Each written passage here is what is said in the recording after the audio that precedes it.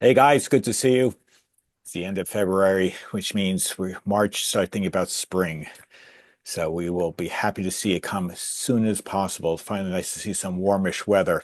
Not NOAA warm, but for this area, good to see. But I only have a couple of announcements. Um, the obvious one is this Sunday is the New England Vintage Electronics Expo #8, Ugh, which on this Sunday, 8 a.m., Castleton in Windham, New Hampshire. Be I there or be square. I so miss them. Oh, Yeah, we'd love to have you, but I know some of you can't make for various reasons, and of course, some of it may be distance related. But so we will be thinking about you from afar. But but hopefully we'll see as many of you as possible lurking about. Um, Table, the last I saw, we have about 10 unsold tables. So if you are thinking about selling and you haven't bought a table, you still have an opportunity to do so. So so we're not so we I think we have still some left. In fact, I still have to post the latest table assignments from Al Perkis. He just sent it, I think, yesterday. So at any rate, we're all getting pretty excited about it. So hopefully it'll be a good event. We have some new members who'll be selling there. There's, I know, one nice woman who'll be selling some things from her father's estate that goes back a few years, maybe parts and things like that, and she wants to see what it's like. Um, but yeah, so we're looking forward to it. Everything should be relaxed and loaded. The weather should be good, a little on the colder side. I think we'll be maybe just clearing the low 30s at tops. We're having a little bit of cold front come through, so it'll be a little cooler than the mid to high 40s we're seeing right now. So that's the most important announcement. So hopefully you see as many of you as possible. Um, the next announcement is more a nice note that I received from a member, a fairly quiet member. He calls himself Bill Babbitt, who just sent me some good solid week plus ago, a nice note about really appreciating our Zoom meetings because he watches them from that watches recordings on YouTube, and for him, he said, and I quote him directly, it's must see TV for him. So, so you know what? Which is a really nice note. It's appreciated that I think the underlying intent of the note is he greatly appreciates all the people sharing their experiences, their the items they have in their collections, things like that. He thoroughly enjoys, and I was really appreciated to get that note because for me personally, that's worth all the trouble of posting up on YouTube. If there's one person actually enjoys them from time to time. So, but the thanks go. He really wanted to also share his thanks to all of you because everybody adds um, lots of great value, perspective, or just good fun. So on behalf of him, thank you guys, and hopefully he'll continue to enjoy our recordings. But so then next would be if anyone has any announcements or things they want to show or anything you want to talk about before we show some of the other thing, before we go off to the main agenda. So I know Noah, you're one of them. Does anyone else, I'll have you start, Noah, and then if anyone else wants to jump in, there's well, obviously we can do that. I have a swap meet announcement. Oh, okay. Why don't you do that, Gary? Okay, well, if NEVEE isn't a sufficient fix, as hard as that might be to believe, there is a swap meet on Saturday, March 1st in Chicopee, Mass. Really? Yeah, it's put on by the Mountain Amateur Repeater Association. Runs from like 8 or 8:30 till about noon. Sellers can get in a little earlier than that. And it's in the Knights of Columbus Hall in Chicopee. Um, Oh, a Memorial, I think it's on Memorial Drive, corner of Memorial Drive. But if you go to the MTARA website, you'll see it. And I have to point out the Springfield area is really lovely this time of year. oh, really? Interesting. Oh, I took you on your word, but obviously I haven't been to Springfield. I'm going to say it's just like It's just like the rest of Massachusetts, Connecticut, New Hampshire. This time of Oh, okay. Yeah, yeah. Lovely, lovely mounds of snow. Um, uh, hey, is this an annual event, Gary? Is this a regular thing? Yes, it is, and it's roughly the first weekend in March every year, and it's pretty well attended. Um, you, like there's another one that comes in February in Marlborough. That's usually pretty well Yeah, attended because everyone's got cabin fever. Well, the cabin fever is still going. So cool. it's I pretty good. did get, well, I got that announcement. In fact, that's on our calendar, the Marlboro show. In the future, I mean, I could put it on, but it's probably awfully late now at this point. In the future, send me a reminder, email me, and I'll post it, I'll put it on our calendar because I want to put as much interesting events, and I can extend to Western Mass, Connecticut, things like that, because, we have members distributed all over the place. And even for where I live, I can get to Connecticut. And obviously Chicopee isn't too bad. It's, for me, it's probably about, an hour and 15 minutes, I would have guessed roughly about that. It's not that far, considering that it takes me easily that about that same time to go to Brookline. So that's no, that's good stuff to know, Gary. Thanks for announcing, and hopefully people will catch the recording and or get themselves warmed up and run out there, spend a few dollars, but save some money for Castleton. So, but yeah, no, thank you, Gary. That's great. Um, Anyone else have any? I know that no, you will definitely be showing something. Does anyone else have anything they want to give us a heads up on? All right. Well, and Noah, you've got the floor. Okay, so the first thing that I want to show is really to ask questions about. It's like, what is this? I couldn't pass it up. It's That's basically it's an empty case. It has no holes in it anywhere for like knobs of a radio, but it's kind of like, obviously there's kind of probably a dial face here and probably a speaker up here, but Yeah. it's constructed of very thin wood. So I'm kind of concerned as to, like, how one would go about mounting a speaker, Yeah. and drilling holes in it to make, the shafts of Well, that's something. nice. There's no holes in the bottom of it, so there's like nothing for it. No radio was ever inside this thing, and I have no idea. Yet it looks like it would have housed a radio. Yeah, or it was meant to like house a radio, maybe some kit that you bought that was just a chassis, or maybe if you just had a chassis and you didn't have a cabinet. Yeah, it's I wonder if it's one of those World War II things where they're like using up auto radios.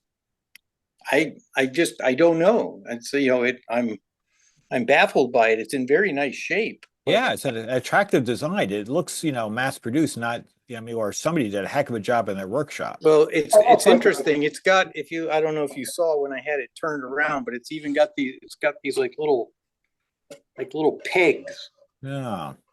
that are holding it together in spots. And Nicely it's like, done. I don't know, has anyone ever seen one? Does anyone have any? It's like, oh, that's a model, that's a, you're supposed to put a Philco blah blah blah in there, or a Magnavox GE whatever blah blah blah blah. But it's just like this generic. Here's a cabinet. Do something with it. I wonder if it's an office intercom system, because it looks like, sometimes in old movies you see them on the desk, and like they could have had a chassis where the buttons just came Well, up.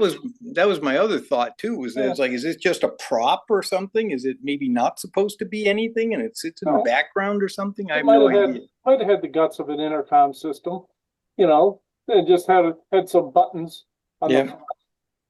But So there's anyhow, there's no drill holes in there, you're saying? No, there's no holes of any kind. There's no holes in the bottom that you would like have a chassis screwed to, and there's no like studs to mount a speaker, from the backside, and it's just bizarre. I have no idea, but I couldn't pass it up.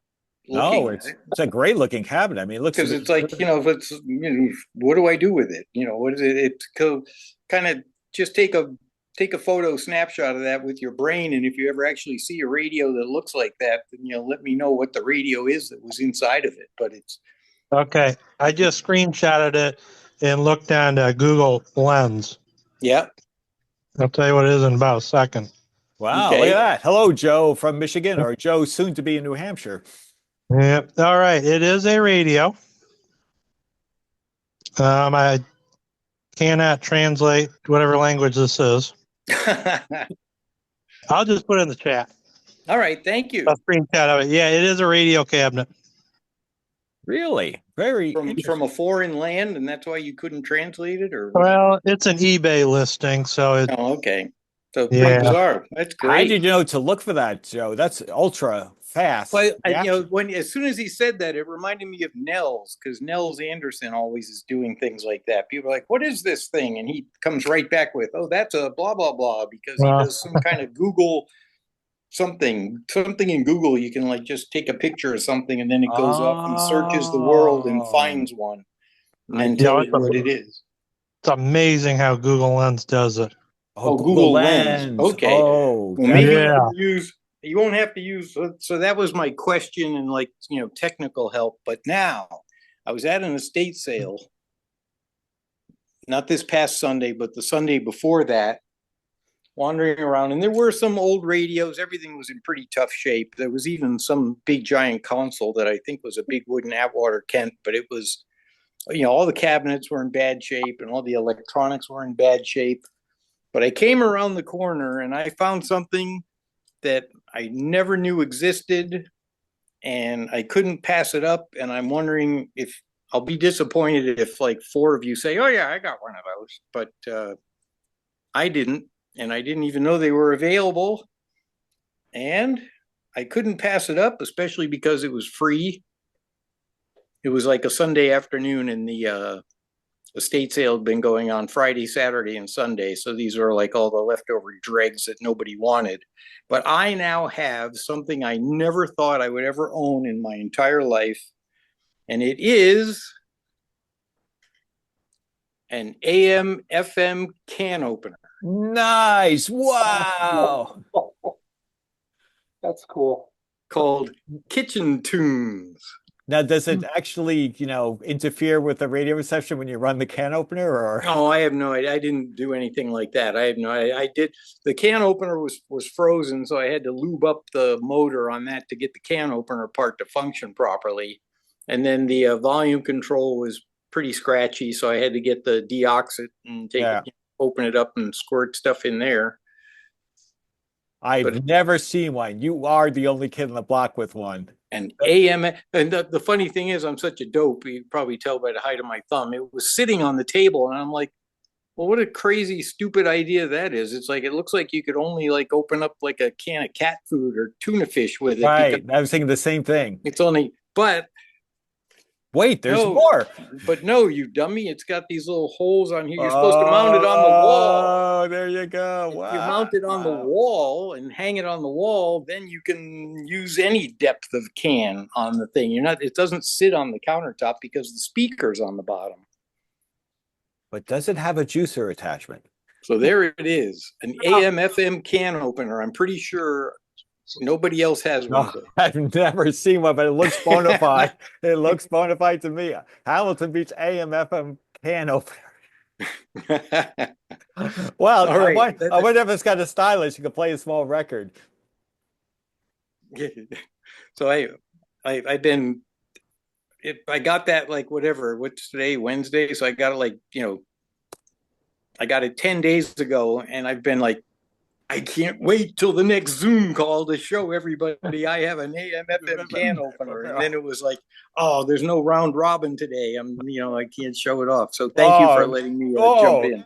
No, this applies to everybody. This is, the agenda is roughly more of a guide than it is an absolute. So likewise to all of you guys, if you have something you want to show or talk about, that's always, that goes without saying, do speak up. But that's cool. You are quite likely the only kid on your block, perhaps in the state of Texas, perhaps in this country. That's right. How many of those are sitting in landfills? Yeah, exactly. I mean, well, I don't know. It's quality. It's at Hamilton Beach. Yeah, well, they were at the time. I think the blenders, all that. I mean, I've still got the electric carving knife, for breaking it out at Thanksgiving. no, But this one is a white one. The electric carving knife is avocado, so it doesn't quite go, but that's all right. you think they could have put an AM/FM radio in the handle? Yeah. All right. Thank you. You bet. No, but that was awesome. That was cool. I thoroughly enjoyed that. All right. Well, I'll give one more run. Does anyone have anything they want to, bring up or add or anything like that before I show some pics and some other stuff? All right. Well, I guess not. And of course, this is not your only opportunity. If you guys come up with something anywhere in between or at the end, we can do that too.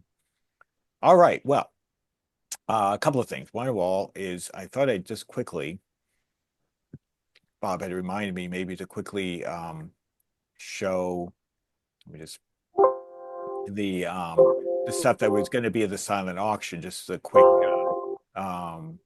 teaser or reminder.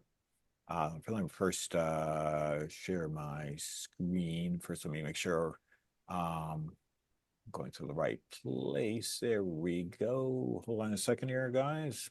Before all right, so let me go back and share my screen. Right.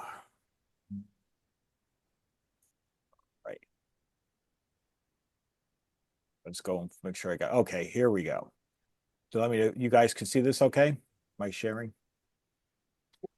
Yep. This is in the Zoom, this is in the Raven, the latest Raven, but just as a reminder, some really good stuff that's going to be at the silent auction this coming show. I'm just going to quickly go through them for just a couple of minutes, but here's this really nice freed Iceman from 1923 that was donated by Dave Hunt from Brunswick, from Finest Vinyl, who is on I believe we have advertised on our calendar for, but it's untested. It does have 5 known good tubes, but here's your chance to get a nice freed Iceman in very nice condition. And I'm sure you guys have seen the 5-tube cube radio. We see those from time to time at the shows, but these cube sets are really nice. Always attractive with that great dial face. Another one donated kindly by Dave Hunt that Tom Scarpelli had done a little work. 900 feet. And let's see here, whoops, I gotta move that thing because I moved that. Oh, come on. There we go. It's just I lose the zoom panel goes to the right side, which is where I can move the window. There's a really nice Sony TC500 reel-to-reel recorder. Another one Dave Hunt gave us. That's another. If you're looking for a nice reel-to-reel with speakers, there we go with the recorder. And take a look at this Lafayette HE30 that was donated by John Crandell and Bruce Phillips. That's if you're looking for a Lafayette 4-band radio, that's the receiver, that's the one to go.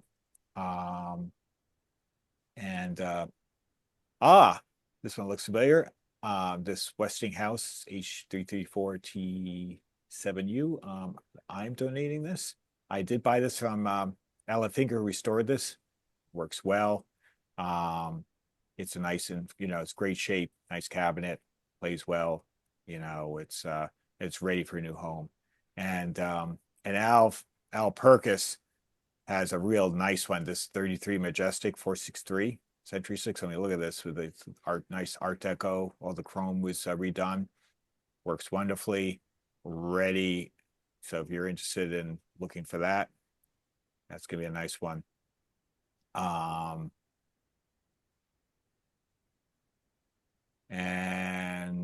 there's just a few more. There's this radio direction finder that Bob Harris donated. I've seen these every so often, these Aqua Guide. They show up from time to time at some of our events. They're pretty neat radios. It actually has, it's got a Citizens band, FM, VHF, and AM, and beacon bands, of course. And you see these from time to time. This one's in really terrific condition. So if you're looking at something unique, that's one to consider. And then if you want something really early, it's another early one, the 1923 DeForest D10. This one is apparently untested, no loop antenna. So it is, if you're looking for something really early and unusual and willing to take a dive into it and try to get it working and restored, this is the one to get.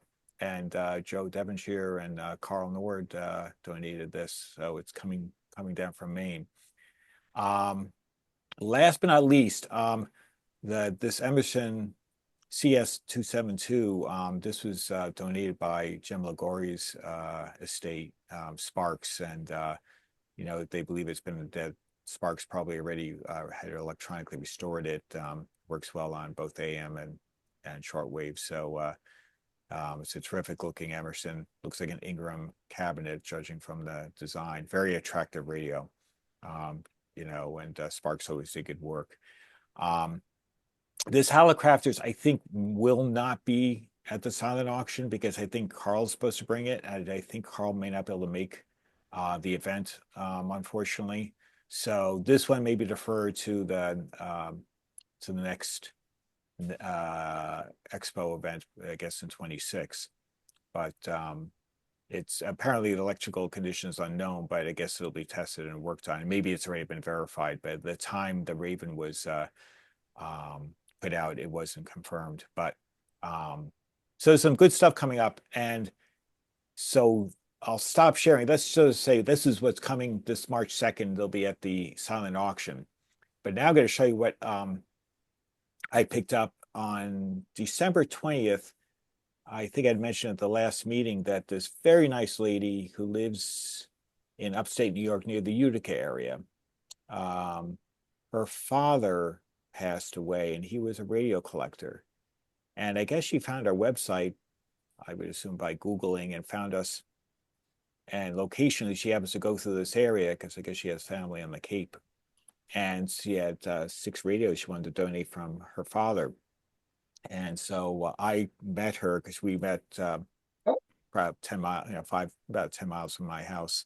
I picked him up and brought him home, and brought him up on a Variac just to see if it had sign of life and not do anything too aggressive. And so let me show you what we have. Some neat stuff. Some are redundant, but I'll just to whet your appetite what's coming around the corner. Let's see here. Just have to share screen again. Wait for some second. Here we go.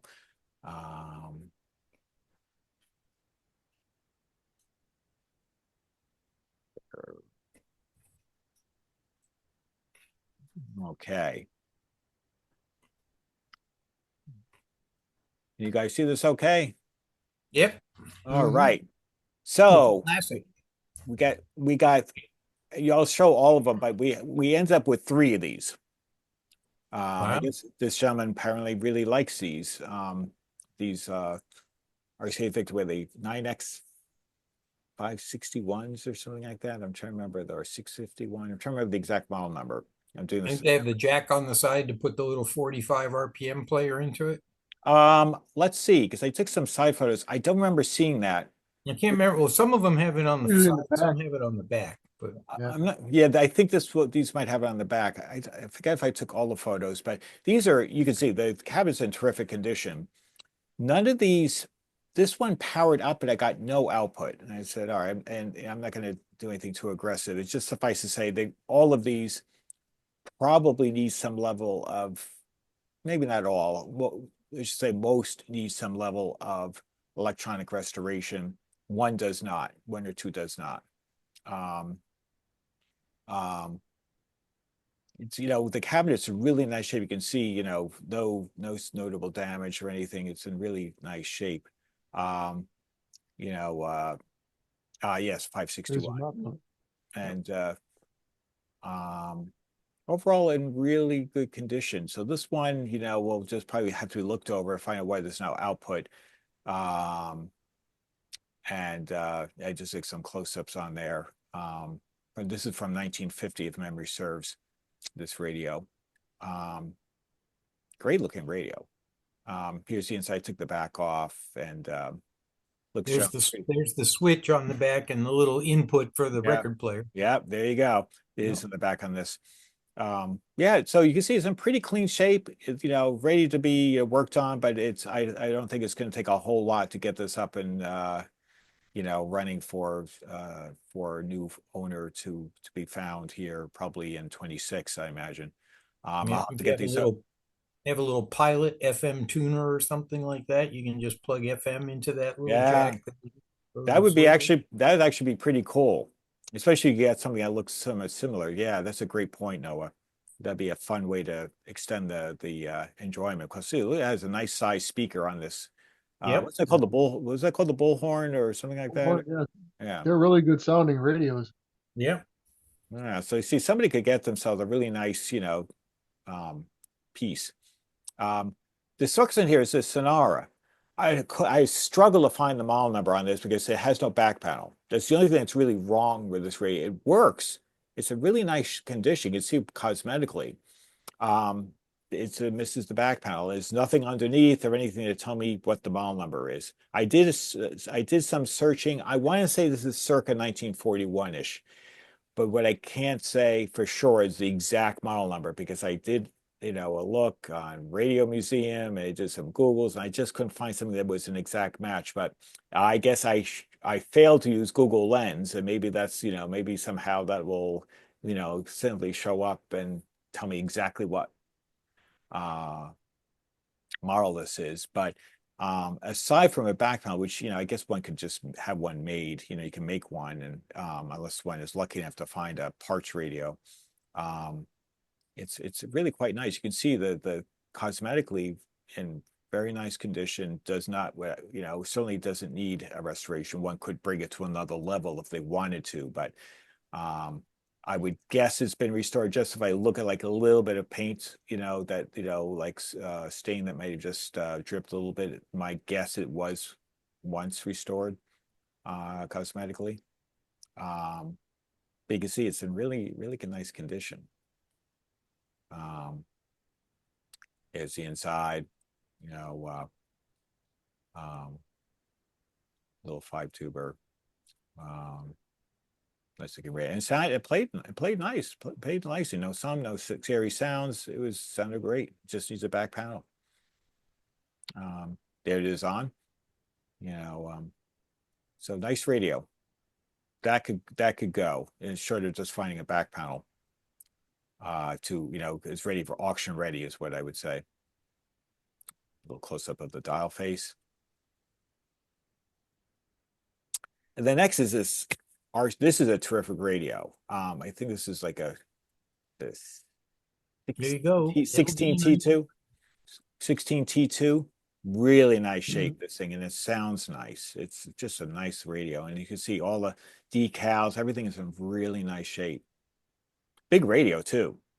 This is a good, this one's a good, you know, like 12, 15 inches long. You know, it starts approaching German territory, German radio territory when it's getting these size. We see cosmetically very nice.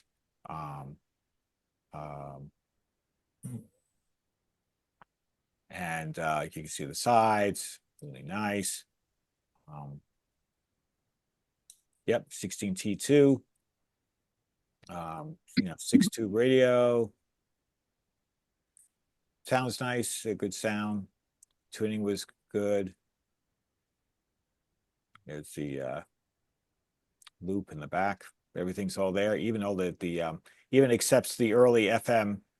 You know, you say go see it. Like all the stickers are there, which is really nice. You could say, you know, you could add the FM. See your dealer for adding that input. So you could probably, to your point, Noah, could get yourself a pilot, plug her in, and you probably are off to the races. Yep. This is a nice looking radio. I think the only thing I noticed was that's right. I remember the pilot light was out, and I looked quickly. I don't think I have got that bulb, that particular bulb in my stash. Most, you know, I mostly, you know, type 46s, which many German radios take. So, and I don't think this one takes that, but it's nice to see the decals are all there. Everything is in nice condition. This would be a nice piece for somebody. And this one, short of a light bulb, is auction ready. Here's another.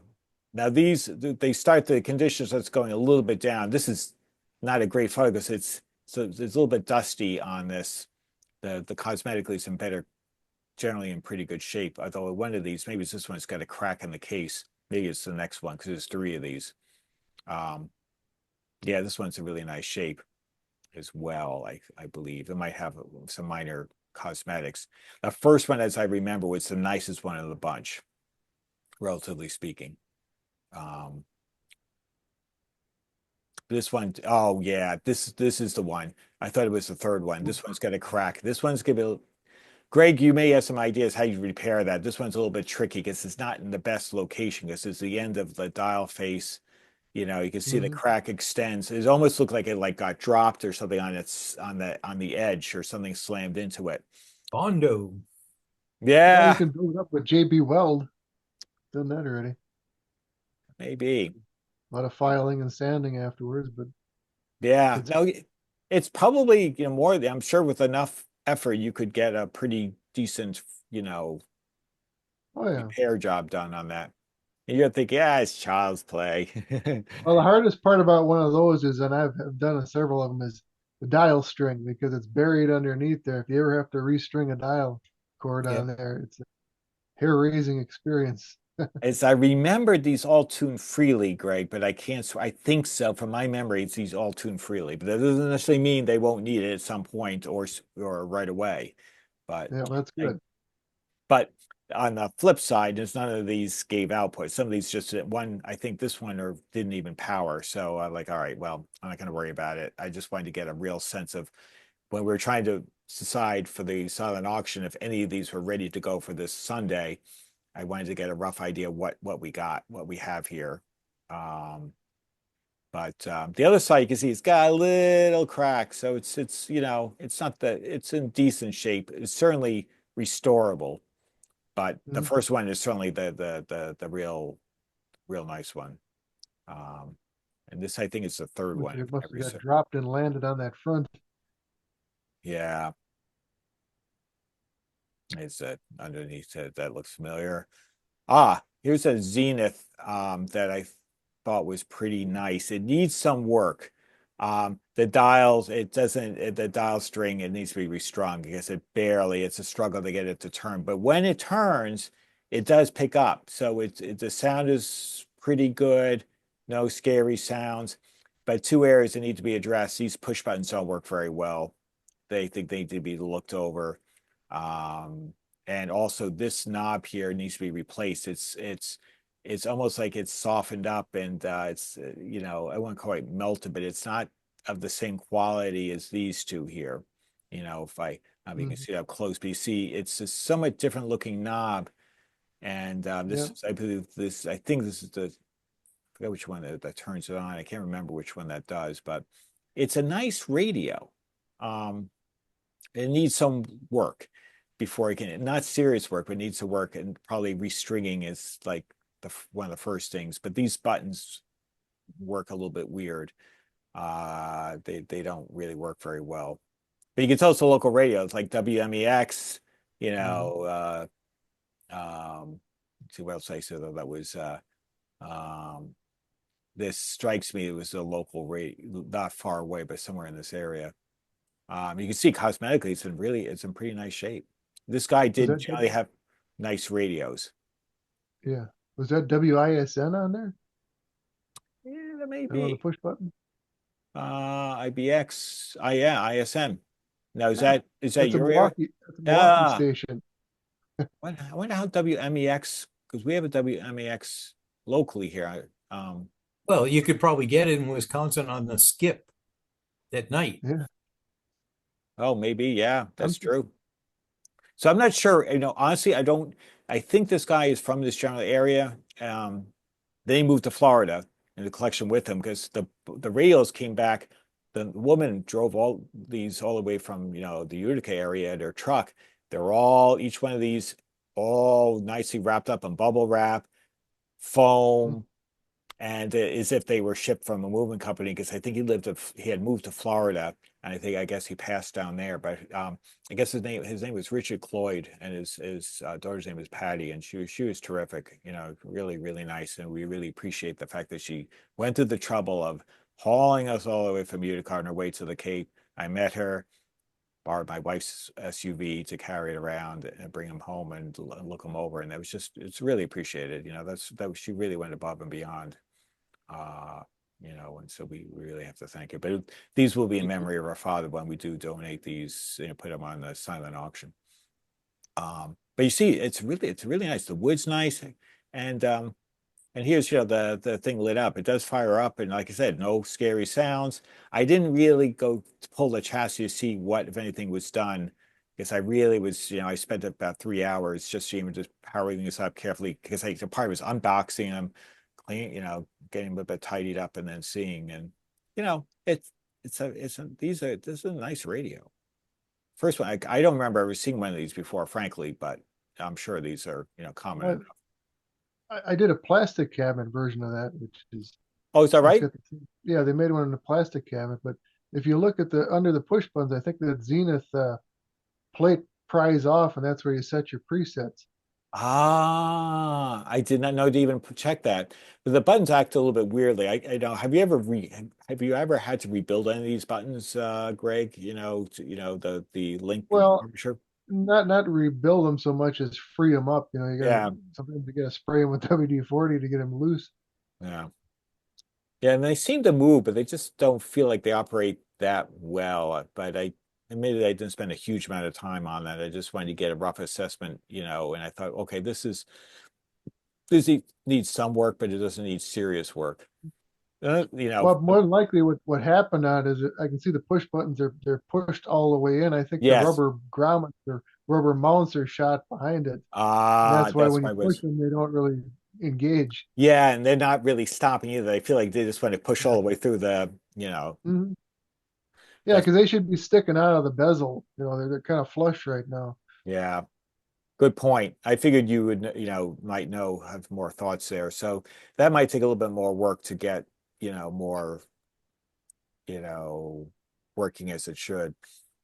But still, it's a really nice radio otherwise, you Oh know. yeah, Um, they sound good. They're good. You got the big wave magnet antenna in the back, I would imagine. yeah, did I take or is this the last photo? I can't remember if this may be the last photo, because I don't remember because I don't see the arrow. I think that was it. But at any rate, this is the wet you have. This is why I came home in December, and so they've been in my they're sitting waiting to.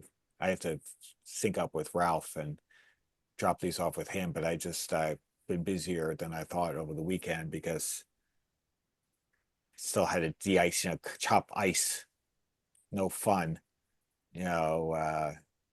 But and then some other distractions. But at any rate, coming to a theater near you is just looking way ahead into like next year. Um, but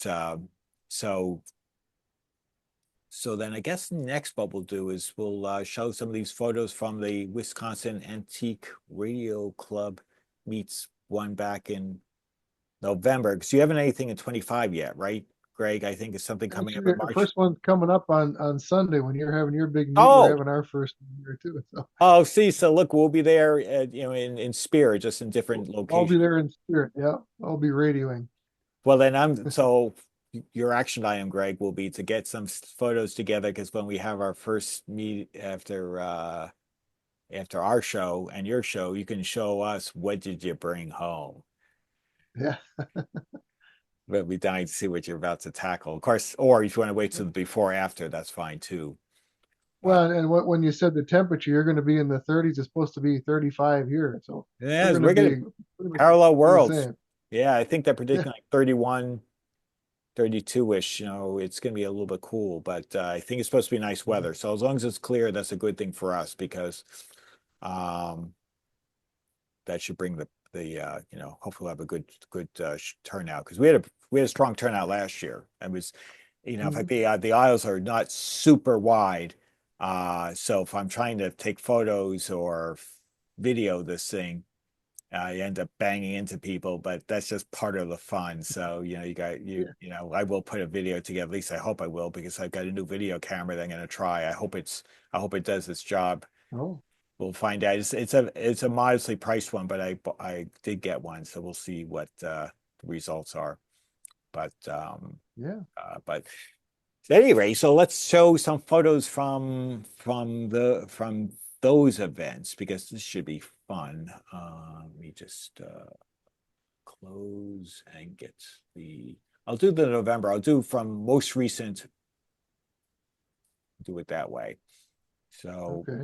Yeah. let me I share think again. September and November both were in Racine again, Racine, Wisconsin, which is home Oh, of Johnson's Wax, where from Fibber McGee and Molly. The home of what? Johnson's Wax was from Racine, Wisconsin. Oh, right, sure. Radio show, Fibber McGee and Molly. Okay, share away I shall do. All right. Okay, let's get that. Whoops, that's not what I wanted to show you guys. Already saw that. That looks like it. There we go. There we go. Does that look better? Yeah. Okay, looks familiar. All right.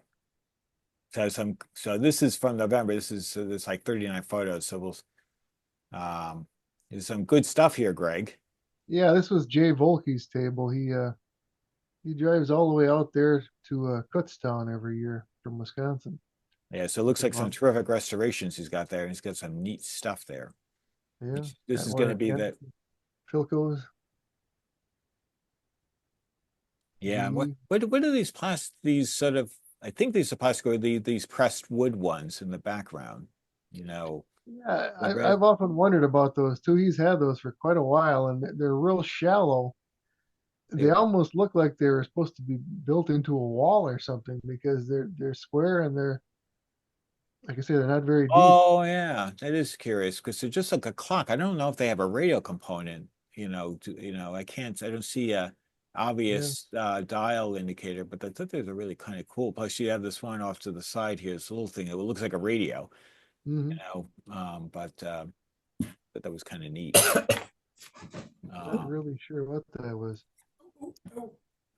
But is this over here? This one to the left of it, is that a That's a little portable. Yeah, I think it's a AC/DC. Okay, that's pretty neat. Alligator skin. Yeah, I Snake like it. skin. Very attractive. Very nice condition too. Yeah. You got your books and tubes. Tubes. Yeah. Too bad Bob Bennett isn't with us tonight. Oh yeah, yeah. I wonder how his dental stuff is going on. There's some early stuff. I think those were called were they Nutridynes or? Yeah, I think there's a Nutridyne amongst those. Yeah. Yeah, the ones in the back, you're thinking? Yeah, those big long. The brand name of them is NutraWound. NutraWound. I knew it was close to that, Howard. Yeah. Yeah, and they are Nutridyne. The Nutridyne is the concept of the receiver, of course, which is, if you've ever tuned one, they can be a little tricky. But it's basically a way of canceling out screen grid capacitance or something. I don't remember it. But the brand name of those is NutraWound. NutraWound, yes, right. Okay. I remember seeing that name. Thanks, Howard. That was a nice looking horn speaker he had on top there too. Yeah, especially this clear amber one. That's gorgeous. Very attractive. Up. Various parts. Tube shields, parts, some sort of strain. This is it is a Zenith. It says like a Zenith bezel in front, yeah. Yeah. That he's usually got that same bin every meeting. If he's got the square Philco one, I'm going to nab them next time on Sunday. Oh, is that right? Yeah, I'm running out of the square Philco tube shields. It's funny. There's a record player. Yeah, I think that's one of those wireless ones that had a tube inside that would broadcast to your radio. You set the dial to Oh, a certain station, and where there was nothing on the dial, and it would play the sound through the radio. oh, interesting. Never seen one before. Philco until made now. a few of those, and I think some other brands did too. That's a Zenith though. Cool.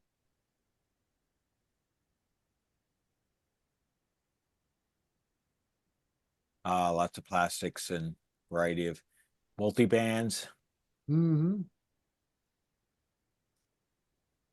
You get a Zenith right there.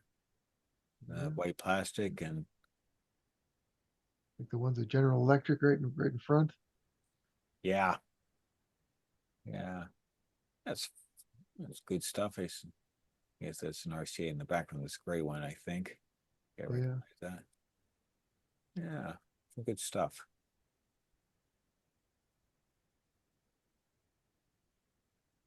There we go. Zenith Racetrack, Mm-hmm. Airline, little airline. Oh, that's a clock radio, I guess. Radio. Yeah. That's always an odd sort of design because it's sort of, I guess Very it's square. that's the late 60s, 70s for you. Some Yeah. oddities Exactly. that came out. Actually, $100 for it. And then this RCA Victor is pretty cool. This one down this little AM. It's a little more attractive, at least for me, at least. The Zenith is quite nice. He's asking the 150, 180, no 80. Actually, strike the 80. Okay, not completely ridiculous. What is over here? Is that a Zenith or? That's a Motorola, I believe. Oh, okay. It has sort of a similar style, but I didn't recognize like the grill and so forth. Yeah. Yeah, it's actually rather nice. I haven't seen one of those before. Whoops. A little overcorrection there. I get a variety Or of parts. stuff, parts and Yeah. That's a lot of times it makes the meets fun. I'm sure your meets too. You got tables full of stuff to look through like oh that. gosh. Oh, You know, yeah. You never know what you're gonna find in the piles. and if someone moves something around, if I went sweep by and I come back again and say, "Hey, I didn't see that before," and you discover something you wish you were glad you saw, or you wish you had seen when I look at my photos. That's usually the case. When I look at the photos, I realize, oh, I wish I'd stopped and looked more carefully. I might have bought that. Exactly. Yeah. Very sad. You have to rely on your photos to decide. But Like that time when Tom Pereira found the Enigma. case, and you're, case. oh, that's an Enigma case. How did I miss that? Yeah. Yep, I know that feeling. We've all been there. Oh, absolutely. Okay. Ooh, Well, look at that. Now you get some. that could be Betamax. I don't know. Yeah, look at that thing. Look at the size of that thing. Umatic or something. I mean, look at those buttons. If you hit that thing, chunk. And I love either RCA or Magnavox or Motorola chassis there. Yeah. Yeah. I do love that though, those old style buttons when you feel it, it really feels the quality. Even the old, like even reel to reel, you push those buttons. Well, look, it's even got the tuner built in. It's got VHF and UHF. It looks like for a Oh yeah. TV Yeah, tuner. yeah. Yes, indeed. Sony, no baloney. That's why I was saying Betamax. Yeah. Then that amplifier right in front of it's a stereo one. It's got two Two sets of output output tubes and two transformers. Yeah. Not sure who makes this or anything, but it's all kind of a mystery. Well, it looks like it was modified already because it's got a little toggle switch on it to turn it on and off over on the Yeah. left. Yeah, right there. Yep. Someone drilled through it. Yeah, not surprising, I guess. Ah, there we go. Nice There you Grundig. This one is a 3035. Pretty nice sounding radio overall. They have nice big beefy, those big speakers, a little tweeter over here. Yeah, I got a 3045 out in the garage. Yeah, that's a good radio. Nice little I EM. remember this vendor. He had two radios. Both of them were German like that. and he didn't bring a table with him, so he set him up on 2 folding chairs. Yeah, well, you get some The metal table, underneath the that. table he had might not have been strong enough. Well, yeah, exactly. At least there's some metal underneath it to give some support. Yeah, that's, that's a solid 30, 35 pounds sitting there. Yeah. Well, Easy. Something like I know I've told you that guys at least once before. He said I had a Nordmenda Tannhäuser. Yeah, they named them all the radios after operas. And I call it the Tannhäuser because that thing was like, it felt like 40 pounds. Like, whoa! You don't have to go to the gym when you're moving that. It's got side speakers. I don't know whether they're cones or the electrostatics, but it's Yeah, I try to remember on the 304, the 3045, what it used on that. But the real big sound comes up front. And sometimes what they did is they put it for looks. It was more to allow the sound to permeate out. It wasn't anything even in there. yeah. But I can speak firsthand. Like this Grundig big speaker, it really does a nice job. Even with the smaller speaker, I actually, well, you should be able to speak firsthand. But I've had a couple of these Grundigs where they really do sound great. The audio quality is amazing. I don't know what kind of strange circuitry they have, especially with the side firing speakers and the crossover and the Yeah. it sounds like stereo when it's clearly mono. It's amazing. Yeah, I agree. I have a Telefunken Concerto 9U, which was made in '58, and it's a 4-speaker system, 2 big front, speakers, which has great bass reception. Had 2 mid-size, like mid-range speakers, one each side. And I'll tell you, for a mono radio, it does a pretty impressive job. You like you said, you could convince yourself that that's stereo, but it's not quite. It's close. But you say, wow, some magic tricks these guys played. A Blackguard, I guess. Those Back little in the day. components they have inside there that are labeled in values like nano Siemens. I think that's where all the magic is. Yeah, exactly. But that's what makes it ungodly complex. But Amazing audio transformers. oh yeah. Oh, here's a close up of those. yeah. Yeah, they look like bricks, cinder blocks. Ew. Yeah, don't they? Actually, this was an Emerson. It's actually a nice looking radio right here too. Emerson, yeah. It's 109, $100. Curtain burner. Yeah, all right. An older gentleman. He must be the vendor. He's for sale too. No, it's just somebody who's looking at his stuff, I guess. Oh, okay. There's a picture of the vendor in here somewhere, and I think I'm standing with him. Oh, okay. Oh, another German one. Yeah, there was his other radio. This is a 2035. This is a more modest one. Yeah. Smaller speaker. I think it's only a single front, but still a decent sounding radio.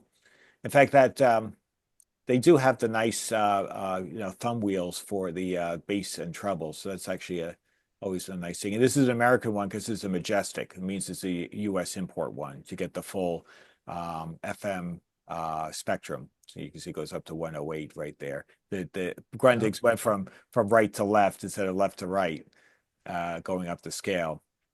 But yeah, nice radio. Grill cloth is in nice shape. Everything was in pretty nice shape. And the nice things, these little things like the little brass trim, it just brightens it up a little bit, makes it certainly appealing to look at. With the white knobs, it's nice, And stylish. if we had Noah's stick, we could touch up the top a little bit there. That's right. Yeah. Yep. It'd be good to go. I mean, this one doesn't desperately need, with a little bit of elbow grease, you could make this look like a solid shower without having to get too aggressive. Sure. There we go. People. Lots of people.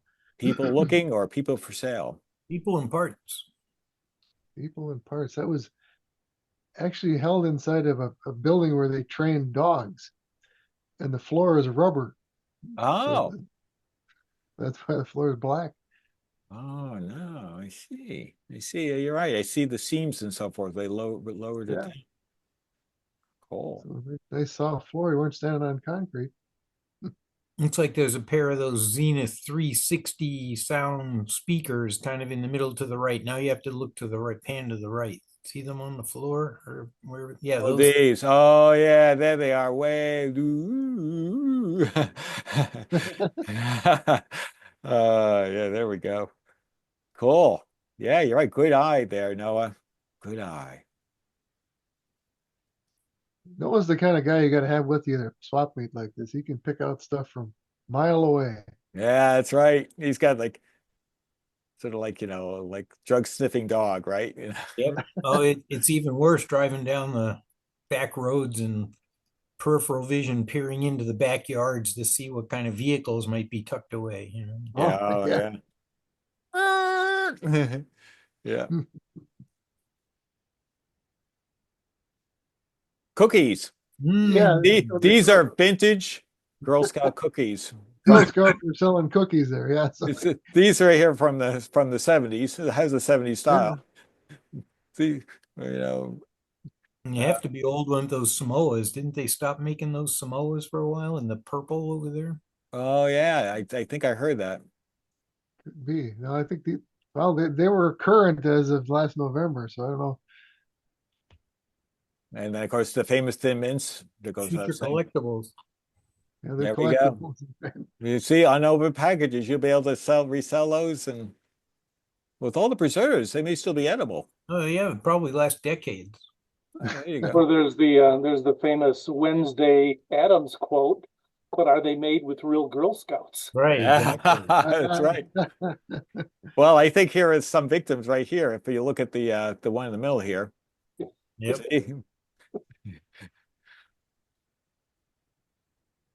Oh, yeah. That's funny. TV. Ooh. Oh, RCA Victor. In a red case. RCA. TV. And that's if you can see the Sony's behind behind there. Yeah, that was the same vendor had that stuff. I know. Built-in modulator. You only have to make the TV work on channel 3. Right. Oh, No alignment necessary. Well, Oof. another TV. Oh, look at this with the Zenith. Oh, is this a color? Sliders. This is a color. This is a color with sliders. Wow. This Is is that this like is, the tint and the yeah, I think so. I'm Late I'm, I'm 60s? at, I'm at maximum. This is like late 60s, early 70s, I'd say. wow. Pretty Yeah. cool.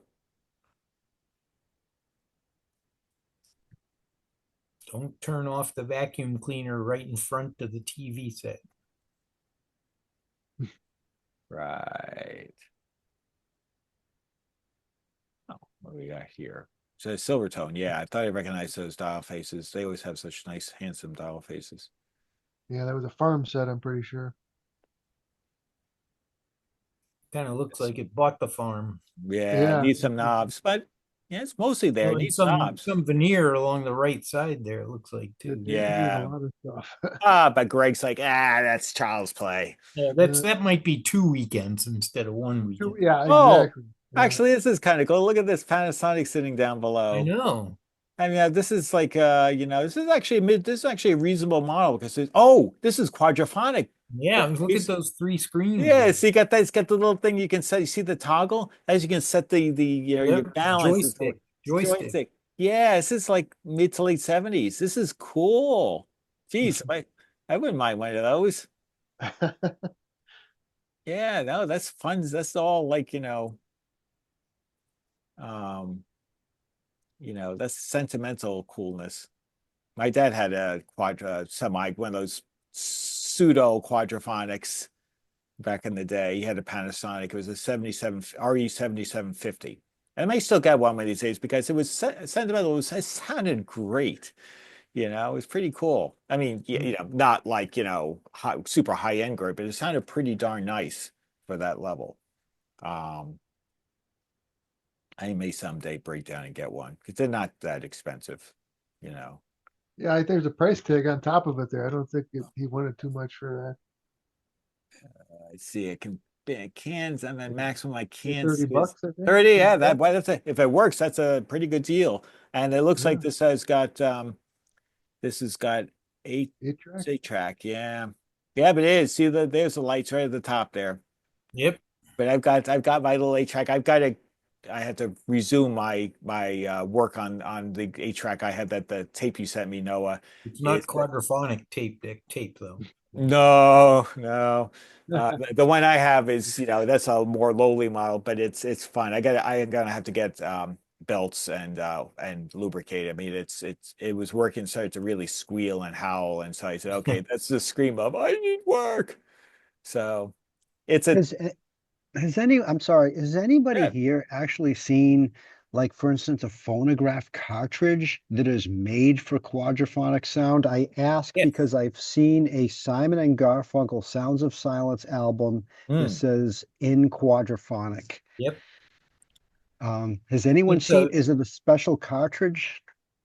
I think they call it CD4 or something like that was Okay. the format for the cartridges, because there were 2 or 3 different methods of quadraphonic, and I can't remember them all off the top of my head, but I think Yeah. CD4, I have a CD4 test record for quadraphonic.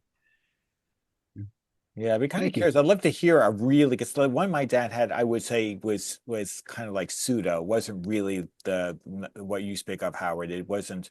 I think the turntable, it did have a turntable. It was just a regular turntable. You could probably have easily plugged into something else, and it would have sounded, just as fine. But they did have various models where you could get the really pure quadraphonic, but then you'd really want to have the media to go with it. This one looks like it's more closer to the real deal. But there's this sort of a gray area between 4-channel versus pure quadraphonic. So there's lots of 4 channels that you can say, well, it's quadraphonic. Well, it supports 4 speakers, but Yeah. they have had not quite all the technology. It's all marketing. At that point. Some more early sets. Oh, yeah. Radiola 3A. There's this one here. Mhm. Oh, That's what we pretty got cool. here? There's RCA Victor. This I think is pretty cool. I like it. $5. No, is that 5? Wow, that's cheap. No, I definitely would have come home with that one. That's cool. That's a nifty little set too. Yep. With a big, heaven forbid. I don't think it says Telecron. Boo. No, not in RCA. But I know I quite all joking aside, that's actually I like that. That's a cool little looking set. Mhm. And here's an Emerson right here. $5. Wow. I'm surprised, Greg, you weren't one of those running out of there with those. By the time I got there, those were gone. I bet they were, because that's cheap. I mean, look at this. And the condition of this looks great. This really looks, it's all complete. I wonder if that's a snooze button on top of that. Might That's be. like an alarm or, You turn it. Actually, I wonder if it's to adjust. yeah, okay, that does look like it's serrated on the edges. Maybe Yeah. not. Maybe that's to set the time. Maybe that's just to Yeah. set the clock. Yeah, I wonder if you pull up to, Or set the alarm or something, maybe. yeah, well, you probably either pull it up and then turn. Yeah. Wouldn't surprise some of these have a shaft like We'll mine. never know because Greg didn't buy it. That's right. Well, a chance that's what it is. This Unless it's what's interesting is that it's normally you'd expect the shaft to be coming out in the back or something. So it has like a little bit of a, maybe it's a direct connect to maybe the clock body goes far enough that you probably pull up to adjust like I the. think it probably you just reach over and smash it to shut the alarm off. Let's call a baseball bat. I pull it up and push it down. Yeah. Pull it up for the alarm to go off and Yep. push it down to Push it down. turn the alarm off. Yeah, maybe. Yeah. You wouldn't And it looks necessarily like need it's got- serrated edges for that, but you never know. It looks like it's got those glow in the dark tips on the Yeah. clock needle. Yeah, you got it. I agree. Almost, it's trying to look like almost like a television set, and like a 3x4. Yeah, that's a good analogy. I like it. It's actually a neat little set. $5. What a deal. Yeah. If you ever see it again, Greg, you got pick that up. I'll give you 7 for it. You can make $2. I'll sell it to John for 10. There you go. There we go. We're in a bidding war. Yeah. See, is this a speaker? Looks like it, yeah. Looks like it. Yeah. Tapestry grill cloth. Yeah, a very pretty grill cloth. Wow. Very nice. Unusual. Yeah. Different. Oh, here we go. Got a whole variety. Oh, hey, I got that very set in better case. This is an Automatic Radio Corporation. Was like a P19 or something like that from You 1959. have the thermos that comes with it? No, but you get that on eBay, I'm sure. But I have the exact one. It's sitting. In fact, it's about 6 to 7 feet away from me as I sit. Mine needs. I got to restore it. It doesn't work, but it's easily. It's a bit. DC? Does it take batteries too? Yeah, it's a battery and AC/DC set. Yep.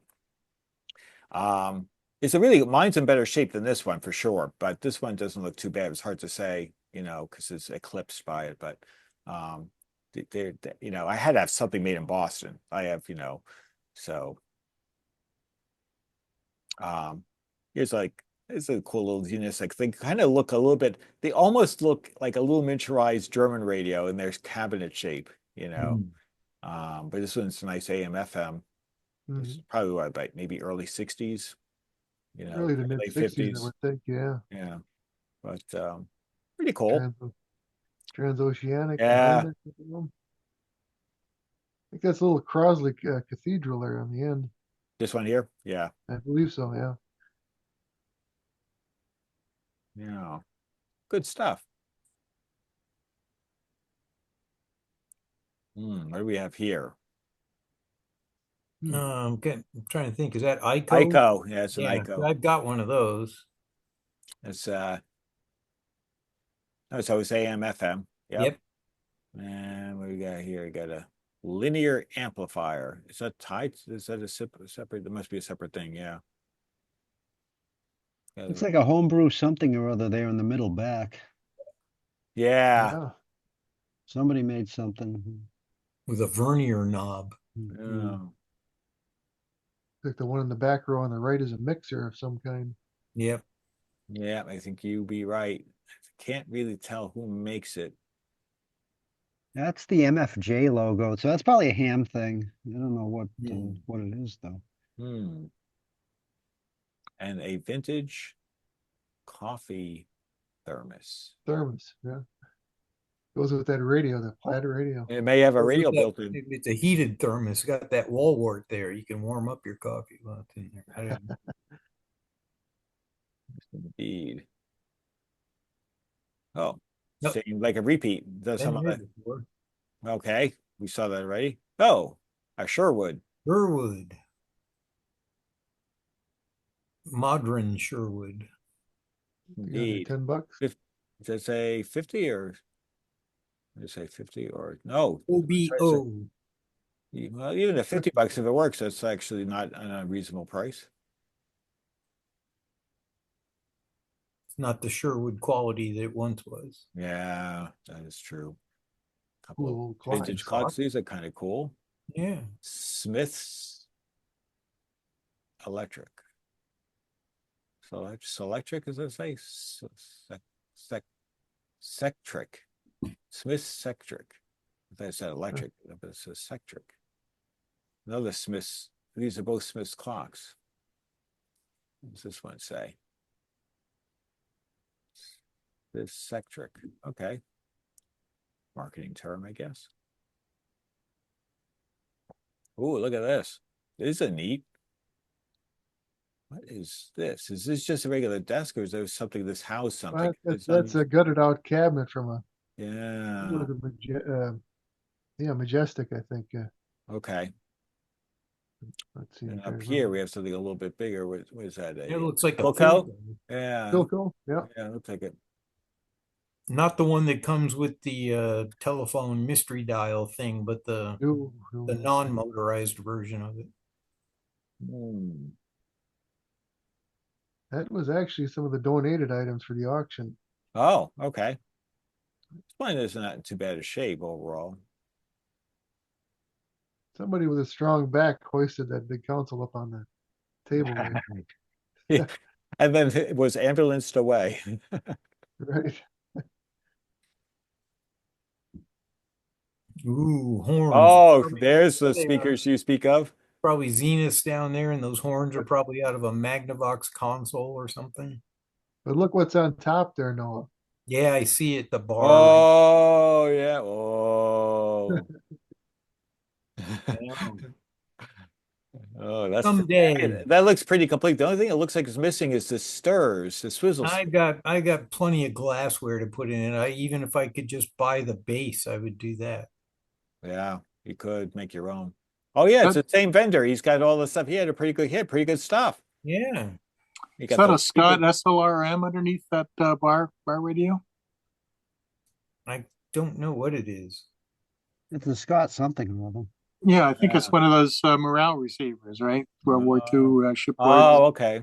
Maybe. The Yes. SLRM, I think, is the model. That's a pretty good sized beast. It is. Yeah.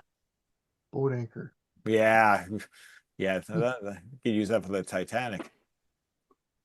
Well, luckily we can't see any little price tag on that bar radio thing. Yeah. Well, I thought of you, Noah, when I saw that, and I even asked. I forget what he wanted. He wanted a ridiculous price for it. Well, I think the I last like one it. that Hugh had alerted me, this is probably a couple of years ago. I think that was going for it's like $350, $400. Yeah, it's It was crazy. it was pretty complete. As I remember, it might have been missing some swizzle sticks or something. I think it was quite nice. I forgot whether he got it or not. Oh, here we go. Some Zeniths.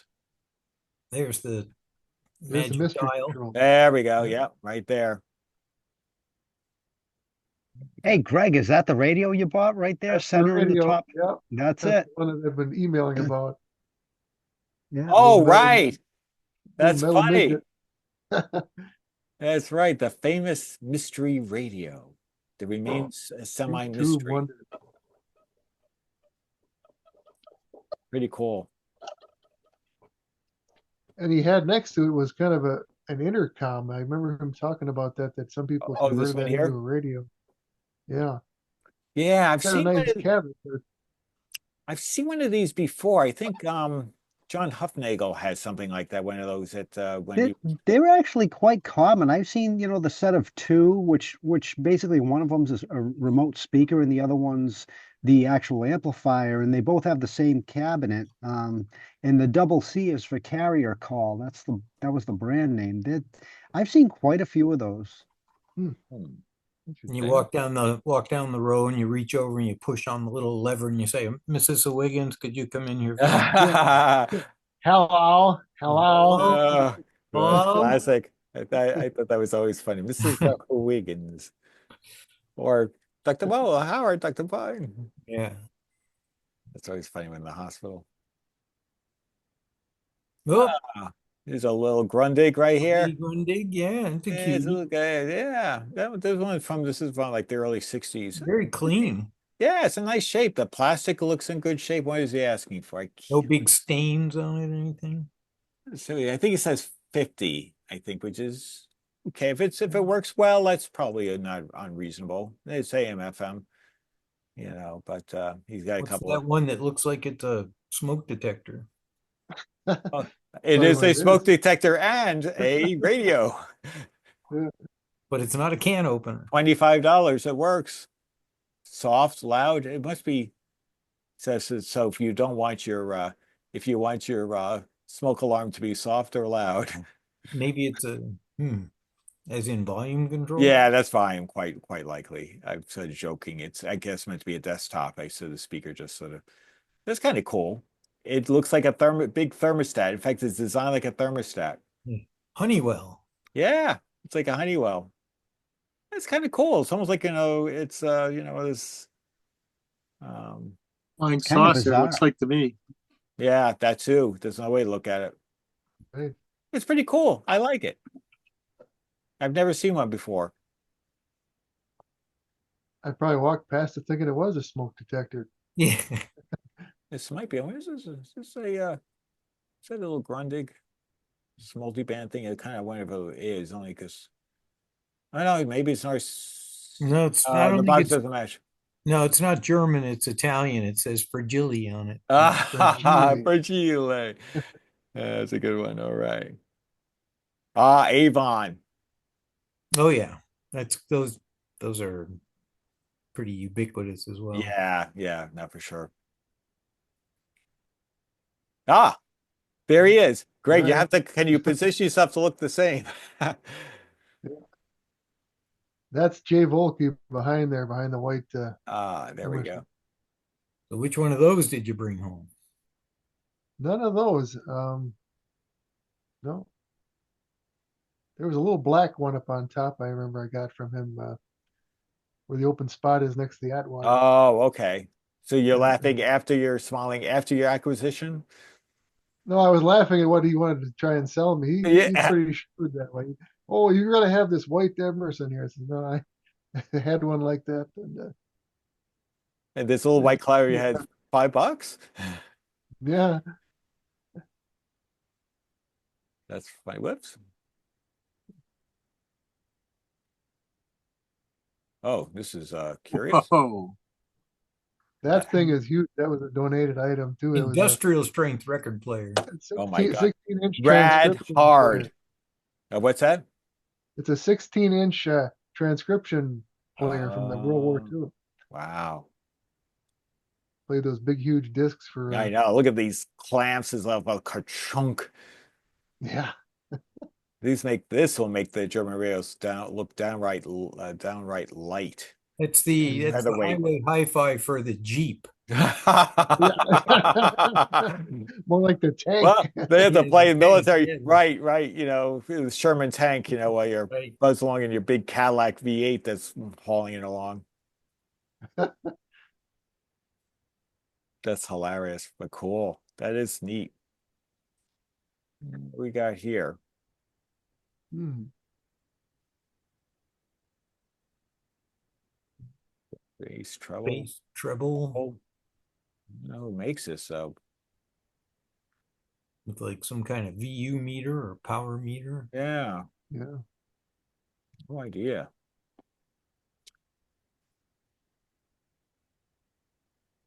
A lot of the stuff is a mystery.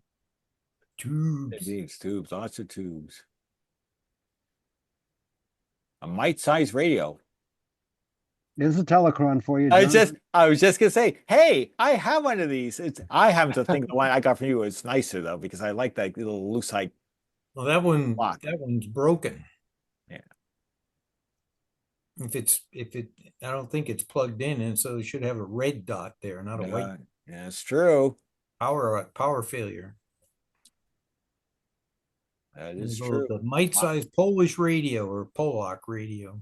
I would have snapped up that Leeds and Northrop resistance standard there. That's pretty cute. $5. Yeah. Yeah, that's good.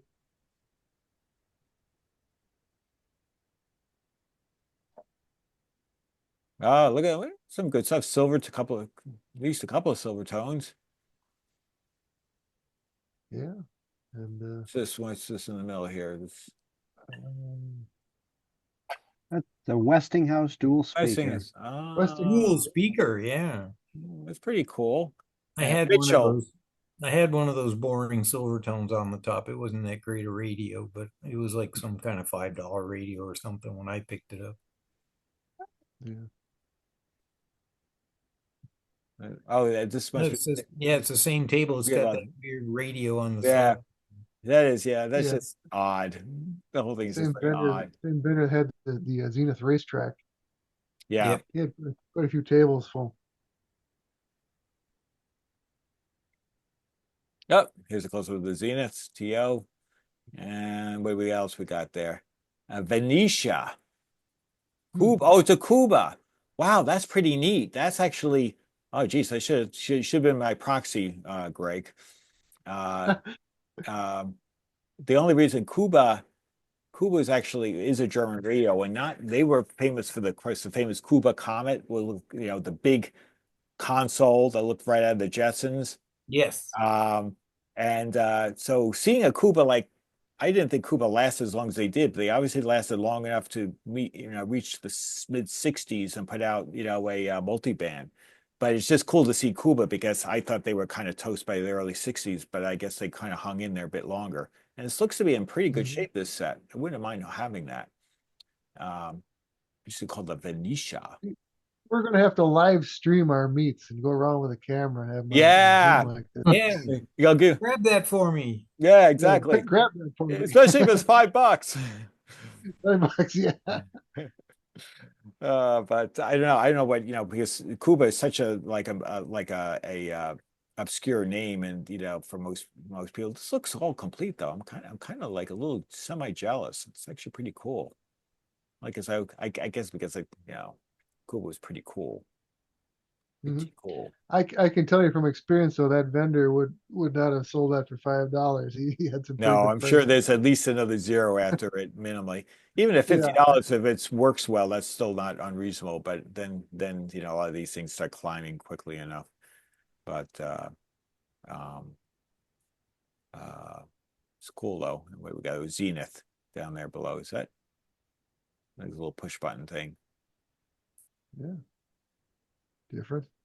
What's that over there? Ocean Boy. That's actually a Grundig, as I thought. Ocean Boy was Grundig. Why they came up with the word Ocean Boy, but I guess it's sort of like, Opposed to a Yacht Boy. Yeah, they did have Yacht Boy. Well, I don't know where the boy came from, but I don't know what's in the name. But they were terrific. They Grundig with at their prime were terrific receivers. Oh, look at this. What we got Big here? Philco. Yeah. 48-482, I think is the model number. It's a good sized beast. That was their first one with FM, I think, a table model.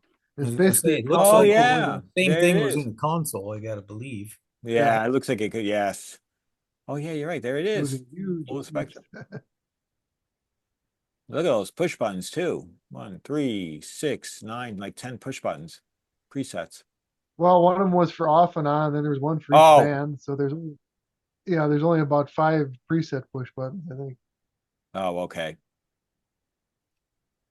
Pretty cool. Just kind of More curious. Jay's stuff. Yeah, that's pretty cool. It's like a little bigger refrigerator almost. Yeah, the bigger for either that or those cathedrals are really small, one or the other. Yeah. No, that Philco Model 20 is a pretty good sized cathedral. That other one is almost like a mini console. Yeah. It looks like. Yeah, I like it. It's pretty cool.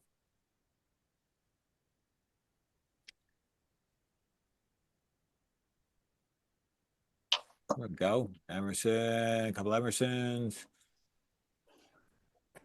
Actually, this is a nice one here with the little clock over there. Yeah. Usually you see a GE like that or a little Philco head that's Yeah. clock. I think this is That's we're back number to- 1. I think you got. yes, we are. Okay, so I'm just gonna close this window. This is November one. Here's the September one.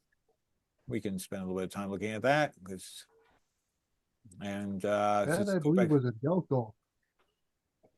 Yeah, I think that sounds right. Isn't it actually a rather attractive lit dial face if memory serves on these? Yeah. 'Cause I remember that one followed me home. That one I restored. Oh, this one? Mm-hmm. Yeah, I thought so because it's funny. I said, geez, I seems to remember you had a Delco, and that must be it. I think I might have shown a before and after. On that one, Yeah. I remember. It's not in too bad a shape. At least you 'Cause start. that came from Jay. That's that same radio on top of it you were Yeah. talking about with the. Yeah, he had that for a couple of meets. Right. Lots of tubes. Oh, here we go. Now there's definitely a Grundig. That's a satellite, I believe. What do we got there in the middle? Sale price. Low price of, let's say, 55, 65. I can't really the limit there. I'm not even sure what that is. I'm not even sure what makes that. Could be a German. A lot of bands on it. Yeah. probably potentially a Grundig, but I'm not 100% sure. No, I don't think they ever had this on here. That's probably American. I don't think that's German. This is a Grundig though. To the right, I thought this was a Grundig. This is a Grundig. This is certainly a Grundig. Zenith.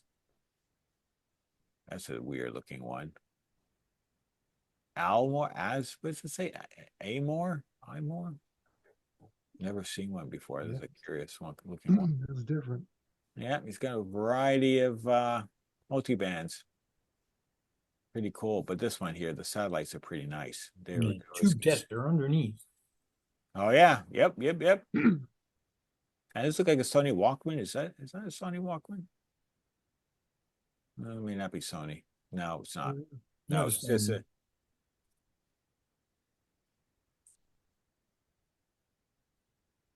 TO with owner's manual. That's pretty nice. It's Grundig for $25. 125. Oh, thank you. I was gonna say, wow, that's really cheap. I was just about to say, damn, that's cheap. Thank you. Good catch. I was hoping that was a dollar sign, but no, you are right. 125. Yeah, that's more what I've expected. And that's another German set, I think. Maybe not.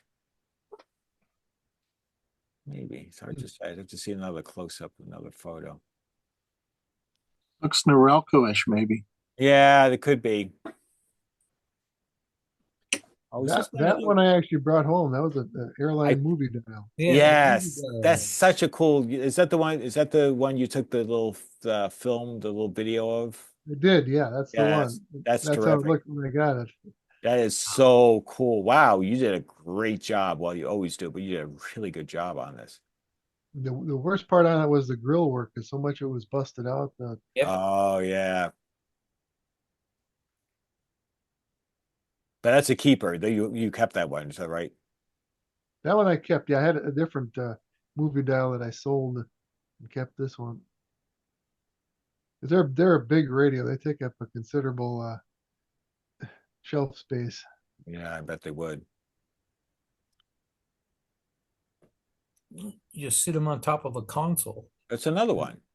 The second. Yeah, that one was actually a battery set, because if you look between the two knobs, there's a push button. Yeah. And you push that in to light up the dial, so the dial light didn't stay on all the time. And drain your battery cell. Right. That's really cool. Does that say 245 or 275? I'm looking. Well, I could probably zoom in on, but it's a hefty-ish price. Yeah, I mean, it looks nice on the front, but both sides, the veneer you can kind of see was just rippled and half falling off. Yeah. Especially on the left side, you can see it blistered up. He had kind of an ambitious number on that one. Yeah, it looks that way. Cool. That is the Kuba. No, that's I mean, that's not the radio we were looking at earlier, but that's the Kuba close up from the prior deck. That's what I mean to say. That's pretty cool. That's pretty cool. It goes up to probably 104 on. Yep, typical of the late 60s, early 70s. They topped off at 104, and they finally introduced 108 up to 108 later. I don't know what this button does. I'm really kind of curious.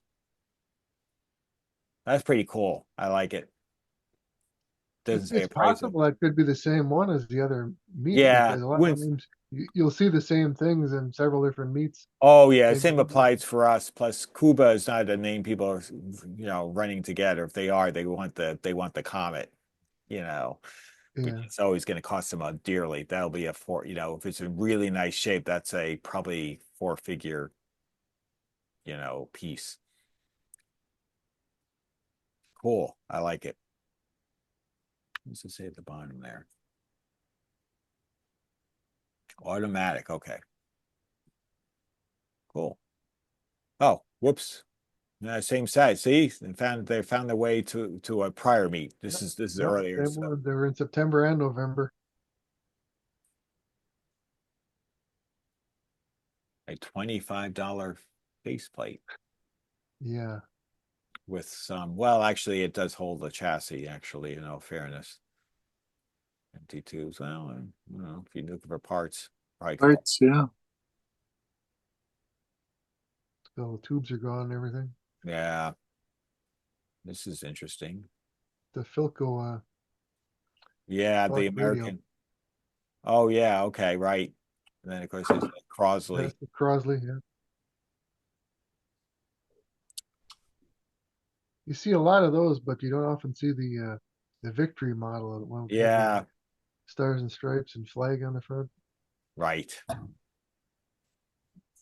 It's a But the GE. General Electric, they call that a fish mouth because the dial looks I- kind of like Yeah, it makes sense. Fish mouth. and actually when you turn the bands on that, it's a cylindrical dial and it rotates to the next next Oh, band on takes the- band. Oh, that's cool. Looks like an angry radio. Yeah.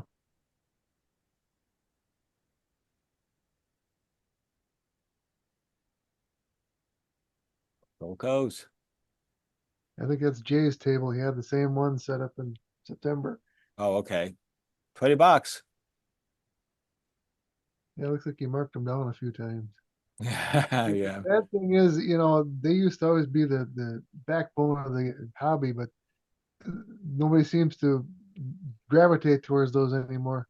Yeah. There's some truth behind it. What type of Philco are they? What model? Oh, you got me there. It's probably like a model 18 or something like that. A lot of those Philcos to me look the same. Yeah. Yeah. There we go. That's an Atwater Kent, like a model 82 or yeah. 84. It's in something like pretty that. nice shape overall. That's some minor scratches, but guess you take your Zenith stick out there. Stick. They actually made a reproduction based on that design in the 90s. One of those, Oh, did they? yeah, Yeah, it comes to think, I remember the dial face at least. mhm, I can't with the remember. cassette player on the side. Yeah, yeah, naturally. And most of them don't work. No, Oh, this is neat. This Emerson. It's pretty nice. yeah, that was the same one that we saw in November. Yeah, you're right. Yeah, like another carryover. 125. Yeah, that was a carryover.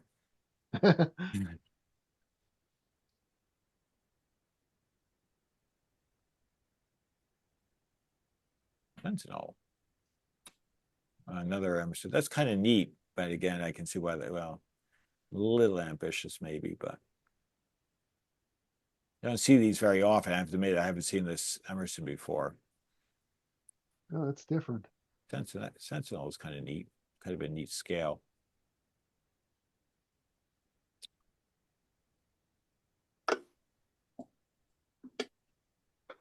This is nice. What do we have here? That I think is a Fada. Yeah, it is. Yes, indeed. I forgot what model this is, but it's the somewhat lesser, might have been around the same year as the 790, but it's actually a contractive cabinet. Nice. Nice shape overall. Yeah, for a big molded cabinet like that. Yeah. Detrola. Actually pretty nice. Mantola. Nice shape. Oh, $100. If it's restored, not probably not ridiculous.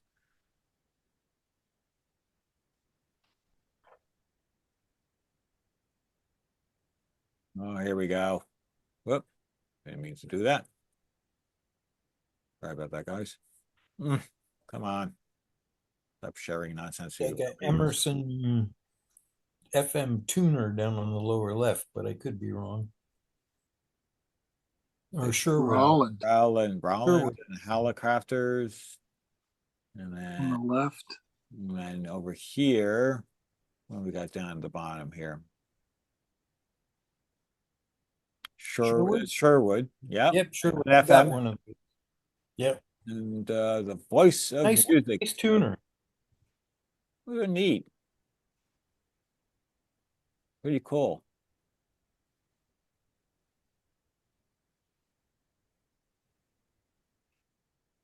Is that a, Grundig speaker on top with the, Keep it doing comes with its own bag? Let me back that off.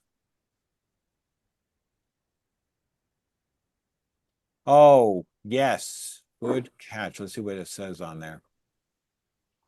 Hard to say. But didn't they, many of them had that, Yeah, they did. that bag around them? So it could be.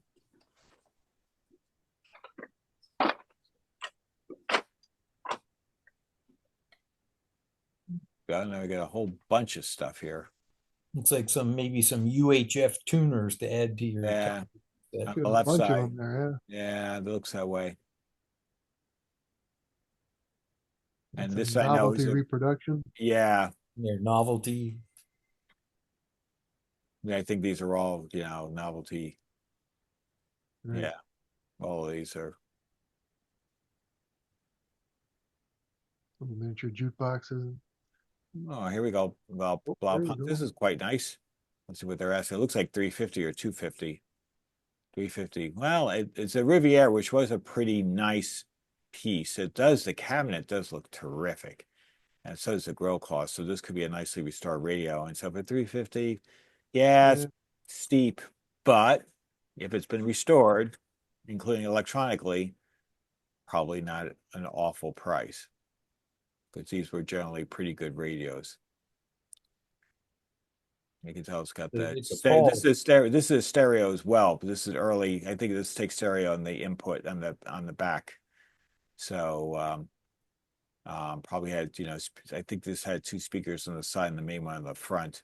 And you probably supported a bookshelf speaker. So you get the 4 speakers. Pretty much along with the Telefunken and Allegro was like around that era. Nice radio. Not ridiculous, a little high, but if it's been restored fully, may not be too ridiculous. I mean, look at the top of that thing. It's like glass. Listen, yeah. So if you really want a nice one, I mean, like I said, the grill cloth, especially cream, doesn't look particularly dirty. So it is a nice piece. So not ridiculous in the greatest scheme of You things. didn't put it up on top of the table at that price, though, instead of on the bare on the Yeah, ground. I know. It does make me a little bit. I mean, it does have little feet, but still, yeah. The only thing I see is a little bit of waviness here. Yeah, I don't know what's going on there. Yeah. Because the other side doesn't look so wavy. So I don't know what's. No, it doesn't look symmetrical. Yeah. So have to knock down the price a little bit. Oh, look at this. Those little Motorola's, I think some of these. Yeah, I think so. Almost with the antenna built in the handle that you could. Yeah, looks like a bunch of these, probably all. Think of how many of those they must have made. Yeah. General Electric. And a Mitchell. Oh.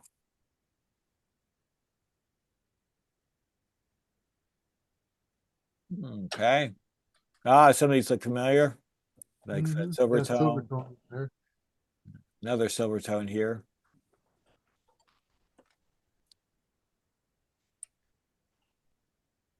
Little GE. Yeah, and some sort of multi-band thing over here. Maybe it's is that his Zenith? Green one painted up pretty nice. Yeah, that's like very interesting color choice. Certainly catches the eye. Yeah.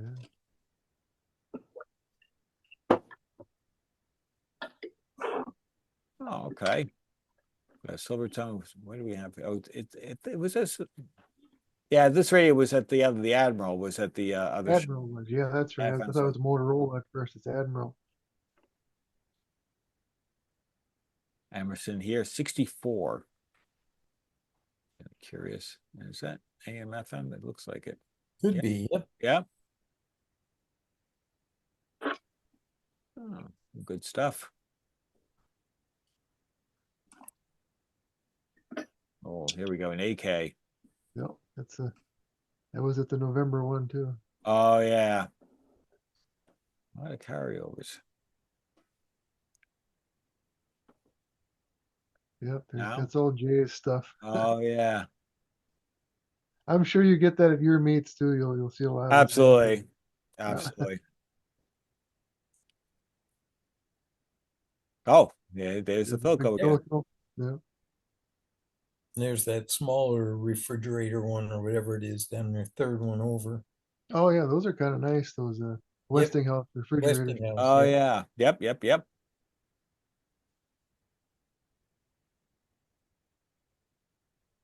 the Maybe the amplifiers didn't sell yet. No, that's right. There's the switch. Confirmed. One stereo, one mono.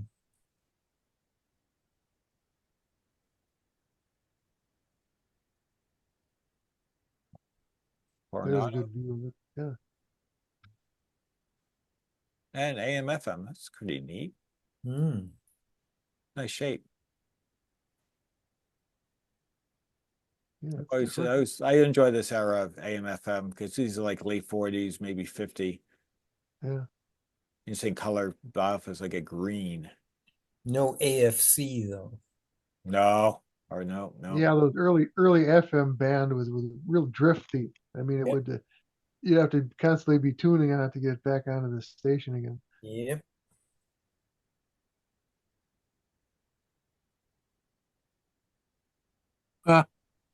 Radio receiving equipment. That's a monster. Yeah, we saw that in the next show too. That's an SLR. Well, it's an SLR 12. It says on the tag. Yep. Scott. A little worse for the wear. Yeah. Uni Went through the war. It's a hell and back. Here we go. Is this one Arvin? That's what I thought. I thought I recognized it. Bruce Phillips is selling an Arvin set. He's got the stereo. It's a hi-fi. Got AM, FM. Got buttons. Push buttons, stereo. See, it's got the stereo. And I think you can get the extra because Bruce Phillips, if you go to eBay, Bruce has got one of these for sale, if memory serves. It's pretty cool. It was set up to receive AM and FM simultaneously because that's how they did stereo very early on for a very short while. That's right. I remember that now. You can tell because there's separate AM and FM tuning knobs. Yeah. Good point there, Gary. And I think, and it's funny you mentioned that because I think, as I remember the description, Bruce mentions that as you close to remember that. Yeah. One time I ran across at Kutztown the separate amplifier speaker, and it was like $5. Really? And I didn't buy it because I didn't have the radio. I figured I'll wait till I get the radio to buy it. Well, now I have the radio. Do you think I'll ever see one? No. Never. Oh, that kills it, doesn't it? Never. But you can always use it as a mono radio on AM and FM, no problem. Right. And they're pretty good radios. They are very difficult to work on in some respects. The circuit board is right against the bottom plate.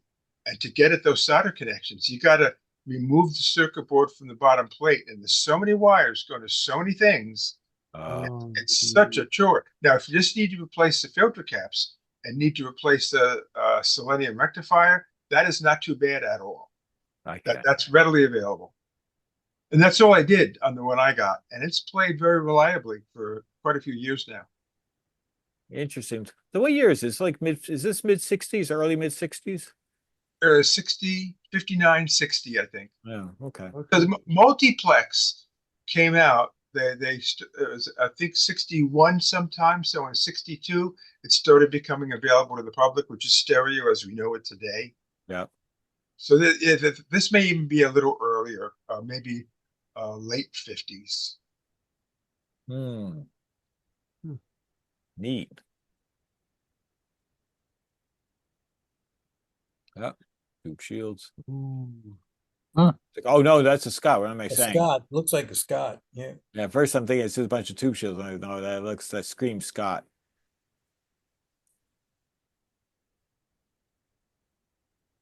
July tubes. Oh yeah.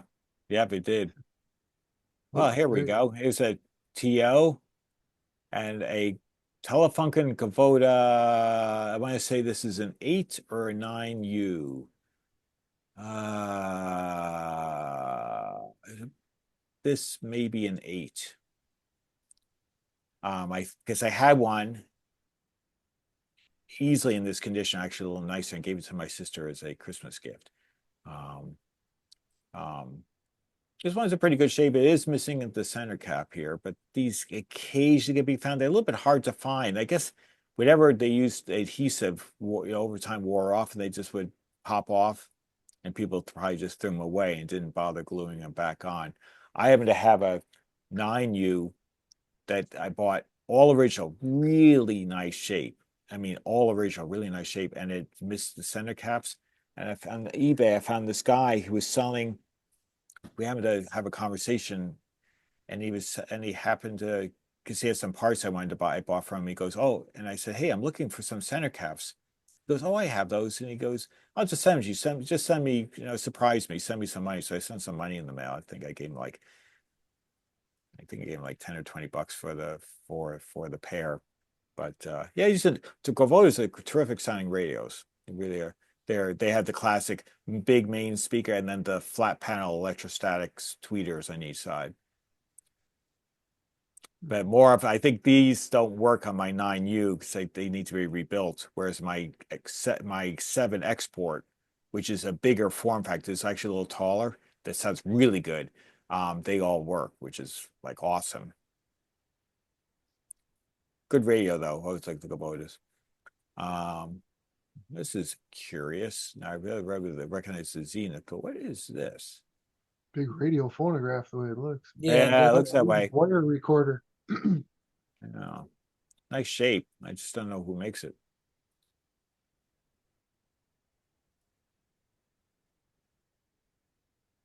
Tube tester. Tube tester and chassis from something in Chassis McDonald's. or something.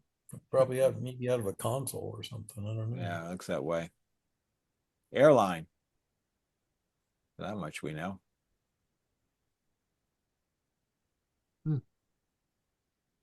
Haven't found any chassis yet that fix that would fit that weird box that I have. Oh, yeah. right. Well, tubes. Lots of tubes. Some books.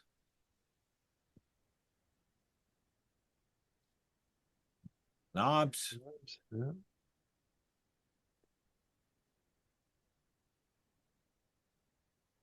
Westinghouse. Yeah.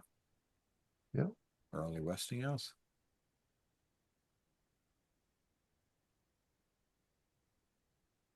Capacitor. Athens, yeah. Yep.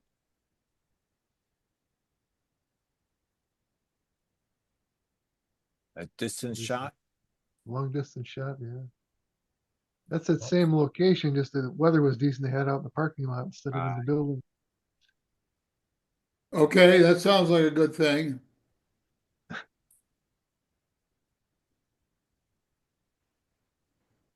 An FM. Let's see, what do we got there? Is that a model W2 makes this? I've seen these before. I should know what that is. Yeah, and I can't stunt. Ico. Okay. They got that brass and brown look to it with the brown knobs. Indeed. A bogus Bogan in the background. $15, such a deal. You can hook the FM tuner up to the amplifier there and buy some speakers and you're all set. Good to go. Oh, is that same? No. Is it? That's a big RCA.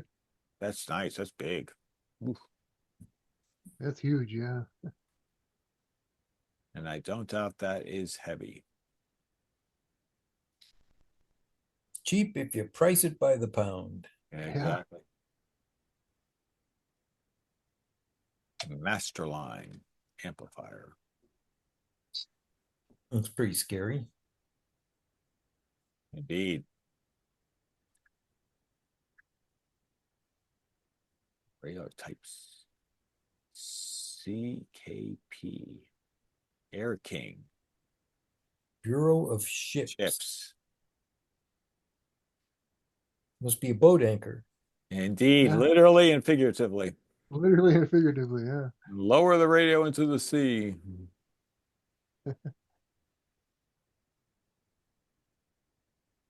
Yeah. Zenith, Whoops, sorry about that, guys. remnants of a Zenith console. It's a Yeah. kit. Yeah. It's a kit, yeah.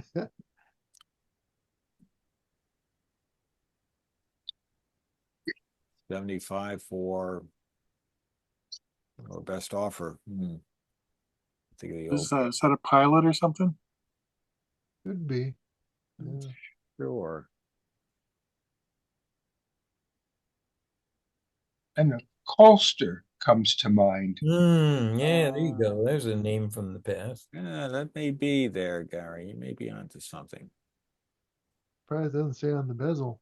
I just see this little like thing. I just don't know whether that's. I can't get close enough for us to say whether that would give us sufficient identification.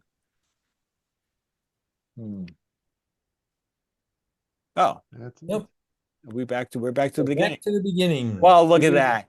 Perfect 850, timing. 857. Look at that. Could we have timed any better? I don't think not. so. I think not. Wow. Look at that.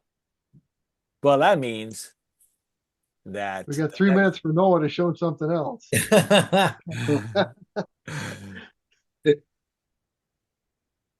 Oh, I have something else. But Yes. There you go. This was a pretty cool thing that I actually have a use for.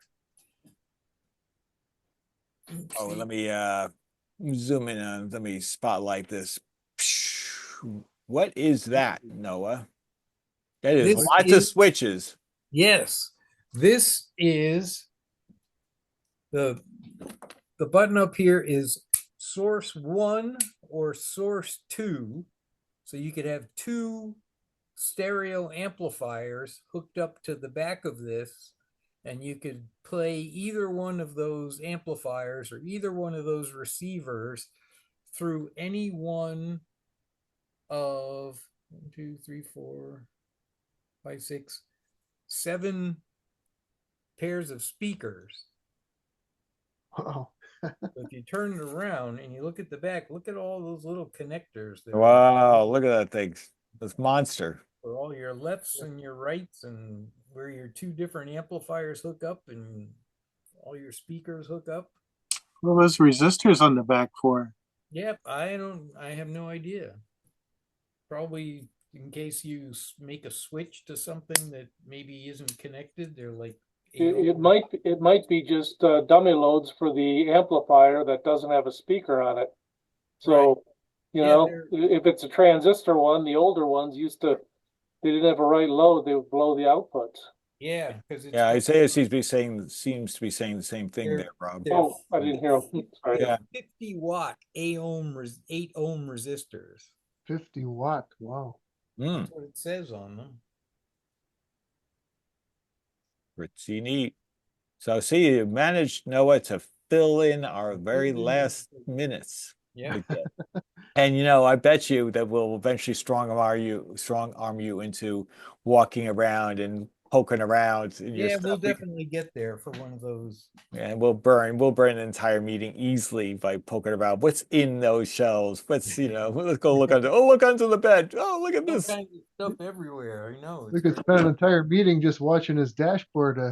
I'd have to do my own walk around first, like room by room, and Man, it's like, hey, look at this. I forgot I had whole this. building. Oh, I remember this. I remember that Yeah. one of these.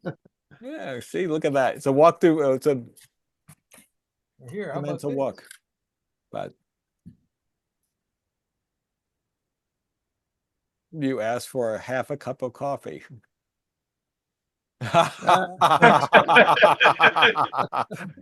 Nice. So see, that's pretty cool. Coffee. There's all kinds of, who knows how much Have ridiculous. you got 2 of those? Yeah, exactly, for the full cup. That's awesome. Nuts. That's funny. That's just all kinds of stuff that just at my fingertips. Wherever Wow, look at that. We're gonna take you up on that. We're gonna strong arm you to giving you the walkthrough when you're ready. Let's talk about it in the summer when you hit the doldrums when we're running out of material. Like, So, when it, yeah, when it's 105 outside, and I'd be more than happy to stay in the AC and walk around and look at stuff. exactly. Sounds good. But, Great. but a quick shout out to Bill Jeffrey, who I haven't seen very often in our meetings. So welcome, even if you're late, it's better late than never, as the old saying goes.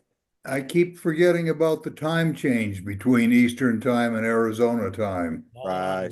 So on Arizona time, I'm right here, 7 o'clock. You can see from the landscape. Now, are you how long you be there until May? Yeah, we'll be back in Maine in May. Very good. So we're looking forward to it. And right now it's too snowy. We don't want to be there. No. I don't doubt it. Don't doubt it. But well, glad you joined. Better late than never. But we also Thank time to I guess we're going to cut you guys loose. But it was a terrific meeting. Thanks for you guys showing up and giving all the great feedback, and hopefully in the next meeting we'll have lots of tales of acquisitions or experiences or whatnot between Greg at his show in Wisconsin and our show. And rest of you, I guess we'll have to be there in spirit. But but we're hopefully, and the weather will be good, and we're looking forward to it. But so thanks, guys. Really appreciate having you on, and thank you. wish you guys a good few weeks. I forgot when the next meeting is. I'll have to look at the calendar, but I think I'm going to give us enough time to. I may need a little time to get the pictures together anyway. So, but I'll let you guys know. I think it might be, it's probably 2 weeks from now. Yeah. All right, guys.